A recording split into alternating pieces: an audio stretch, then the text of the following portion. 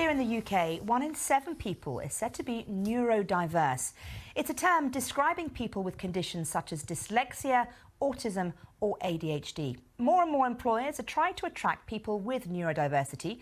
The British Intelligence Agency, GCHQ, has been doing so for more than 20 years. And a major record label has produced a book aimed at making the working environment more inclusive. Chichi Uzundu has more. So this can be used to describe most neurodiversities. I typically use it to do either dyspraxia or autism. Put these goggles on and what they will do is turn your world upside down. Can you see? Yes. Now try and shake my hand. Pleasure to meet you.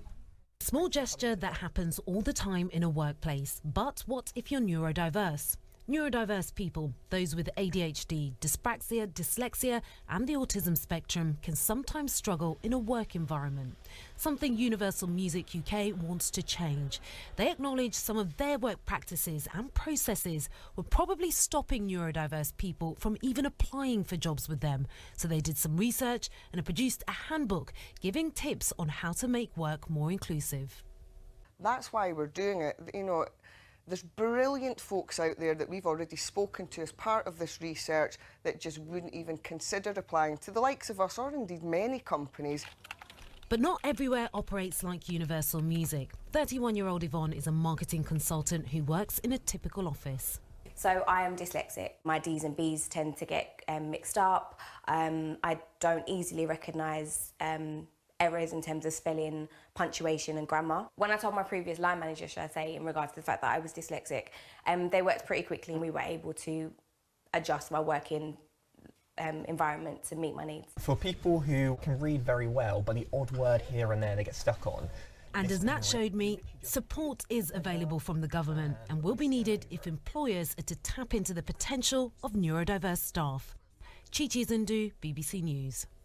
Well, I'm very pleased to say that Nat Hawley, who you saw in Chichi's report, joins me now. He's from the Exceptional Individuals Employment Agency. Nat, thanks for joining us. We saw a little bit in Chichi's report about what exactly it means to be neurodivergent. But what do you think that employers can benefit from employing more people who are neurodiverse? Oh, well, thanks for having me. Well, I think to start with, a lot of people don't really understand what is neurodiversity and the difference between being neurodivergent, having learning difficulties.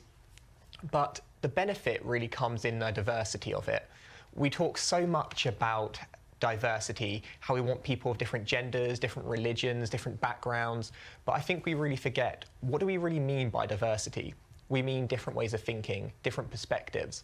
And that's what people with neurodiversity, like dyslexia, dyspraxia, autism, can really bring to an organisation, a different viewpoint. So give me an example of what an employer can do to make the workplace an easier place for a neurodivergent person to flourish. Well, some of the advice that Exceptional Individuals gives to organisations is more flexibility. Normally, there's this end goal, and the role is as long as you get that goal done, the job's done.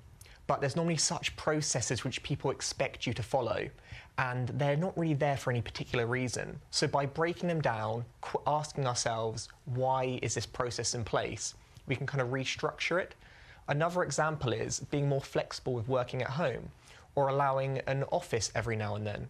For myself, I use my voice to dictate nearly all of my emails. Why is that? Because I can absolutely write, I can read, but it's something which takes far, far longer. It might take me like 20 minutes to write a good email. Let me use my voice, I can do it in 2 minutes.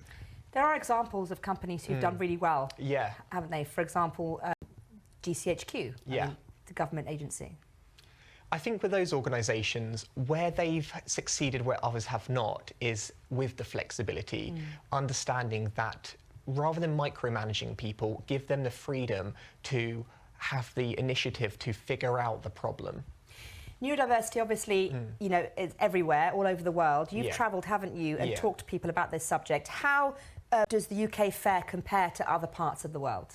Well, I recently got back from 4 months in the US to kind of see how it currently is. And the UK is by no means perfect, but it's definitely a lot further than a lot of other countries. I feel that countries such as the US and parts of Europe are still kind of getting to terms with diversity as a whole. And neurodiversity is that kind of one step that they're not quite there yet. but I definitely see a lot of progression in the area. And what do you think companies could do now to improve things? I think one of the biggest things is real understanding and education.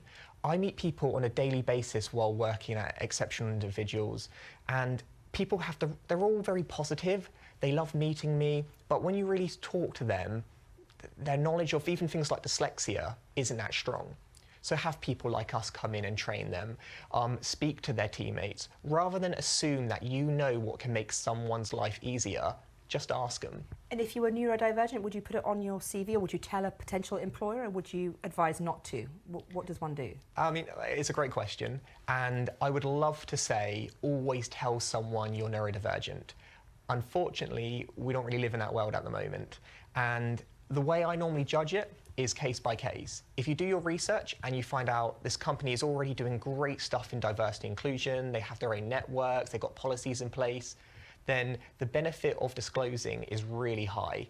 On the other side though, if they don't show any current understanding, I always go under the assumption that their knowledge is a bit outdated. You've got to be the one to educate them. Okay, Nat, it's so good to have you on the programme. Thank you very much for talking to us. Thank you so much. Thank you.